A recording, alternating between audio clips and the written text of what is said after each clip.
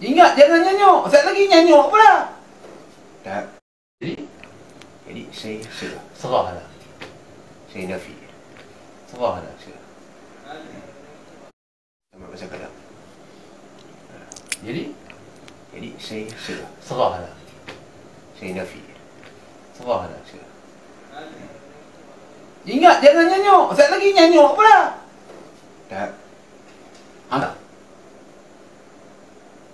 Ni masalah nyanyuk. Kalau saya tak cakap, Mana boleh cakap dengan tak cakap. Siapa berkata tu? ialah saya yang cakap. Ha. Kalau saya cakap syirik. Ha? Kalau saya cakap ni syirik lah. Maksudnya saya dah serah. Saya pakai balik.